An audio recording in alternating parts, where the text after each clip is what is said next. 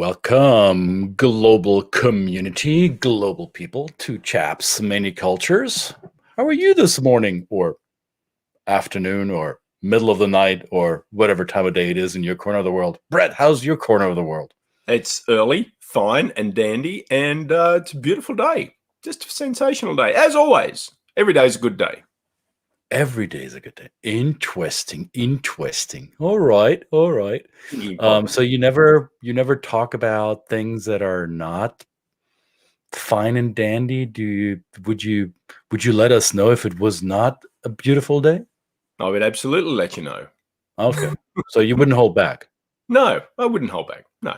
Well, maybe I would. Now, if it were so bad that it would affect me in a negative way, would you rein yourself in? Yes. Okay. To protect my feelings or to protect you from my response? That's a bit. Well, I think a bit of both. Okay. And yeah, actually, I think that's a great question. I think it is a little bit of both. So I would exercise correctness in whatever context I can understand it. I'm obviously humble enough to know that I don't know everything, and I am going to probably make mistakes in some of my communications. And that may cause me stress. That's fine. Because that makes me uncomfortable, and in the realm of discomfort comes growth. All right. I agree. Now, would you say that there is a fine line or a distinction between being mindful of other behavioral standards and cultural expectations, so to say, and on the one hand, and on the other hand, being politically correct? Are these two things from the same basket or from the same shelf, or do they live in different parts of the store? Well, I will set this up and say that when working with participants going to another country, perhaps going and living there for a period of time for an assignment, the question is many times when I ask them what they want to get out of the session that we're going to spend together is that, please tell me how not to make a mistake. And quite frankly, I will tell them, well, I'm just going to close my computer now, and we may as well just go to the bar or something and have a regular old discussion, because you are going to make mistakes, you are going to screw up, and you better get comfortable with it. Part of this experience is being comfortable, uncomfortable, and just embracing the mistakes that you make. Right. But there is a sense that you have the opportunity to learn. You have the opportunity to at least prepare yourself in some way, shape, or form for some of the things that your actions or words may inflict upon your hosts, because they are your hosts. So I always feel that is the very least you can do. Understanding that many people that we work with go to places where maybe assignees are common, so the local people might give them some grace. But I come from a culture that can be fairly sarcastic, and the humor can be often dark and often self-inflicted, because I come from a culture that is usually humble. We teach each other to be humble, and through humility, a good way to do that is self-deprecation. So self-deprecation can often come in looking at your own culture, looking at your own way and making fun of it. But does that mean other people have the right to make fun of it? Right? And so that's, to me, that's always the conundrum. Yeah. In some cultures, it's okay. So in some, it's certainly not, and can cause friction. Now, when we talk about this across cultures, right now for us, for those of you who are listening, it sounds like we're talking about different cultures in different places of the world. So when we address the question of political correctness, and let me throw up the kind of dictionary definition there that I found this morning.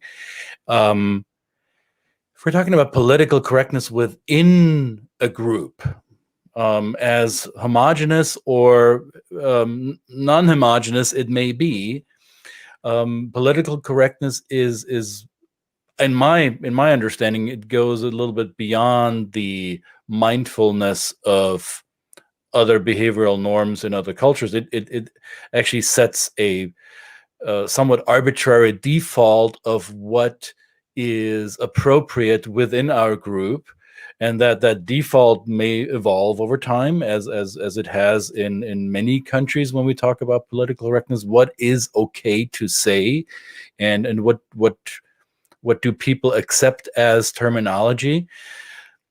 And to me, it appears that the mindfulness needs to take into account the context in which the communication happens. So it's a difference whether it's you, an Australian, and me, a German, and maybe somebody from Hong Kong and somebody from Dubai, and let's throw in Sao Paulo for the mix. If we're having a conversation, then we will be on our tippy toes, ideally, and be very mindful of our respective communicative preferences. Now, if we're within one group that finds themselves in a context of a common goal or common task, then political correctness can take shapes and forms that are often not self-explanatory to the outsider. And I was reminded of this just very recently, and some of you may have seen a news piece around this. There was a lecturer or professor at a university in the United States on the West Coast. I actually forget what the university was. And he was teaching on the topic of, I think, linguistics. So it was a language lecture. And the instructor gave various examples from different languages around the world, how they use filler words. So these words like or like and you know, and so many of us, when we are looking for our train of thought, where we try to connect the dots in our head, we mindlessly often spurt out those filler words. And funny enough, most languages have that, and they're not always the same. And this instructor gave an example from, or gave many examples, and one was from Mandarin Chinese. I guess he used an example from simplified Mandarin, so what is generally spoken throughout most of the People's Republic of China. And he gave an example of a filler word that in English translates as that. So the word that in simplified Chinese apparently sounds a little bit like a derogatory term in English, like the N word. So he gives this lecture in the US. So that's the context. So context number one is university setting. Context number two is the setting is happening in the United States. And context number three is we're talking about languages and structure and logic and semantics of a language. So he brings out an example, or many examples, illustrating that case. So far, so good. The political correctness popped up when, I don't know exactly who it was, maybe students or other observers of that lecture took offense to the professor using the Chinese word, which to American ears or English native speaking ears sounds like the N word, and they accused or assumed bad intent. And here's where I think our cultural work comes in. I don't know, I teach my clients that every human behavior is based on a positive intent. I don't know, do you do something similar, Brett? Pretty much, yeah. That's what I assume of others anyway, in terms of my directions, yes. Right. So if we assume positive intent, then if we experience a behavior that we don't like or that we have a hard time understanding, it's upon us, the receiver of the message or the receiver of the behavior, to be a detective and find out what might be the positive intent behind this behavior that is so unusual, unfamiliar, uncommon to me, right? Mm-hmm. So in this case, political correctness kicked in, and those who found the professor's use of a Mandarin word, not an English word, a Mandarin word, offensive enough to report the man, which eventually led to his suspension. I don't know what the current situation is, if he was reinstated or not. However, the political correctness and the power that it wields sometimes led to a career decision for a person who was sharing his expertise within the context that I outlined earlier. So is this political correctness going too far? Is this where we, as cultural practitioners, would have to weigh in and say, wait a second, you're getting things confused here? What's your take on this? Yeah, the devil's in the debrief. So it happened. He did it. It's I've heard it before. I've had that discussion about that very word and other fillers. In there are things that, you know, as a performer, I sing things in different languages, and I can tell you in the Māori language, when I sing the New Zealand national anthem on behalf of our Pacific brothers and sisters. There is a word, there is a phrase in there that sounds like the F word, and you know, I find myself softening it when I sing it, but I shouldn't. It is part of the language. It is an integral part, and it is because it is a native language of the country. So I think, yes, definitely that. Just a personal opinion, I think that example you shared is just going too far. There is the intent that this person is educating people, doing what we do, right? We're trying to educate people in a way, not anywhere near the context of political correctness. I think what the intent is important, because how many times do we hear people say, well, I hate political correctness because you're not allowed to offend anybody anymore. And my question always is to them, well, let's get a piece of paper and compare notes, and you write down all the people you want to keep offending. And then it becomes a mirror on them. So it's not about their free speech. It's not about their freedom of expression. It's just their intent to offend people. And to me, that's problematic. I agree. And so would it be a jump to a conclusion to assume that the instructor was intentionally offending or insulting a minority group in North America? By the way, the professor was white, so that maybe that adds to the context. Right. So, would it be? I mean, I'm trying to see this from multiple angles, right? We're living in times in North America that are highly charged, especially around the topic of ethnic inequalities and just injustices around many marginalized and disadvantaged groups. So before that backdrop, a white instructor is choosing a word for his lecture that could be misinterpreted. His inclusion of that example in his lecture can be misconstrued, whether he wanted it or not. So it would have been smarter for the professor to choose a different example.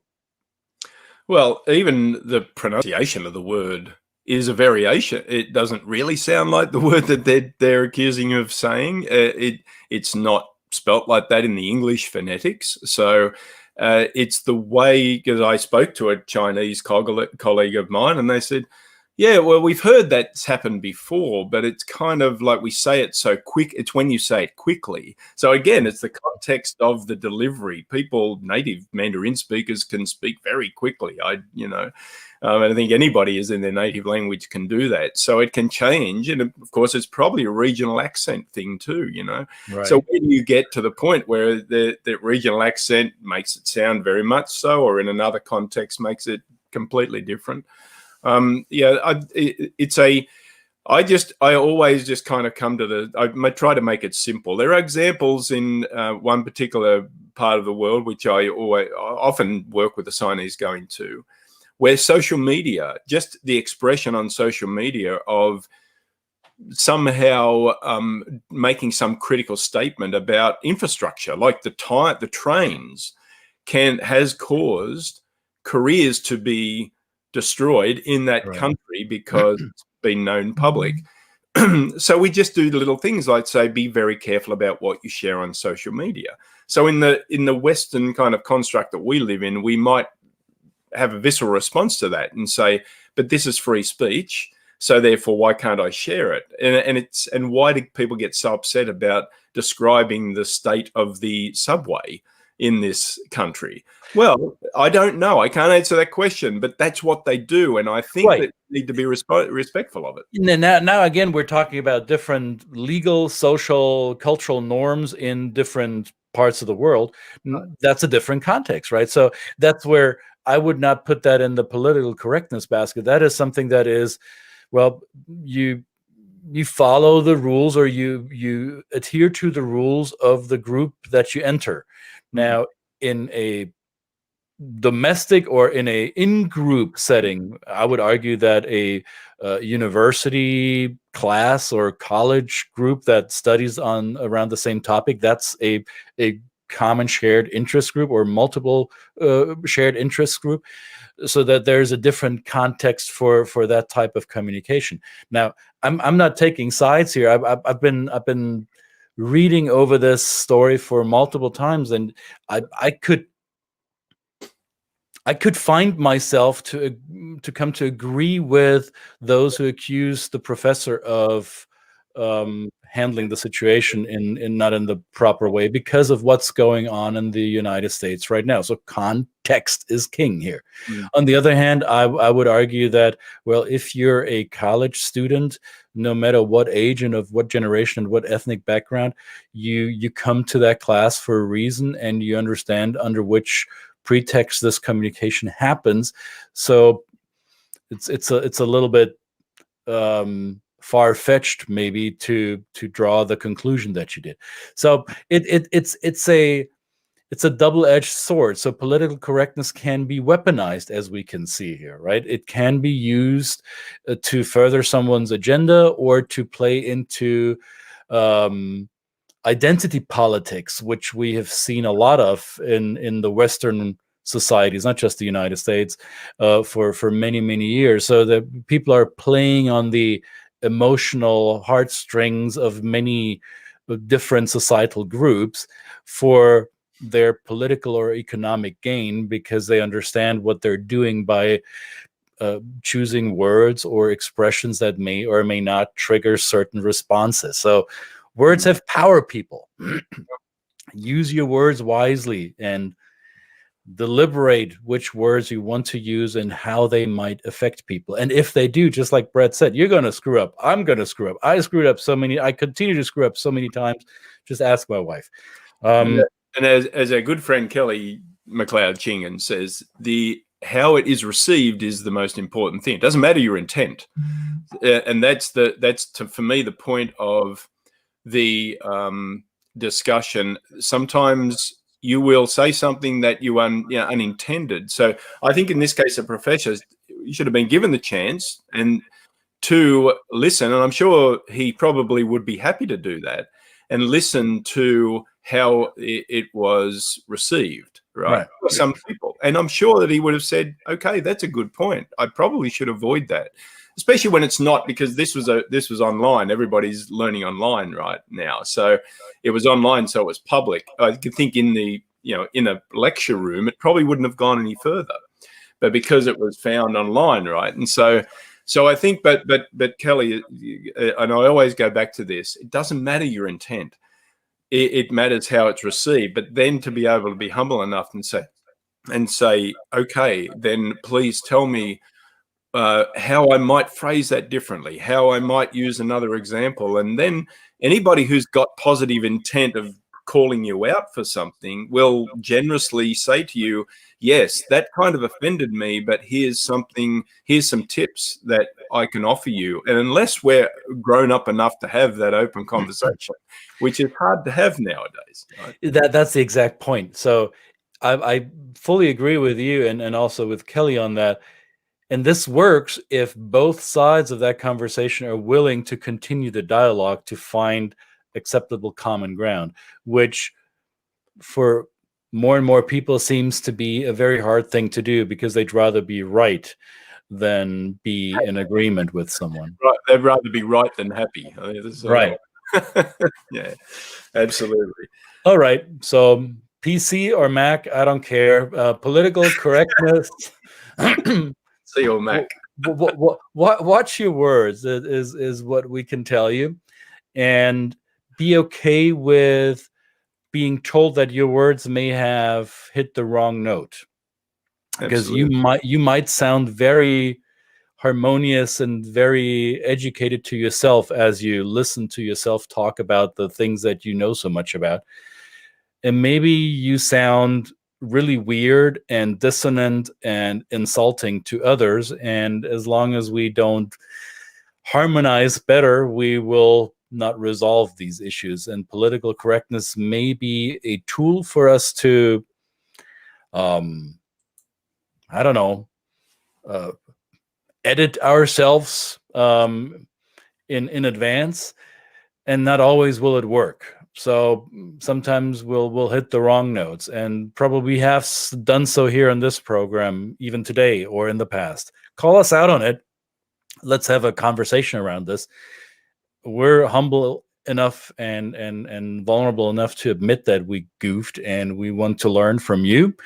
And we hope that you're ready to learn from those who may know a thing or two about things you're interested in. So with that, I'm going to go about my politically semi-correct day. What about you, Brett? Me too. Full day ahead. Thank you, everybody, for tuning in. And if you're watching the replay, please, yes, add your comments and questions. We would love to hear from you, especially on this subject. It's a prickly one, but even the prickliest fruit are tasty. How about that? Prickliest fruit are tasty. I'll go get my pineapple then. All right. Okay. Bye, man. See you, mate.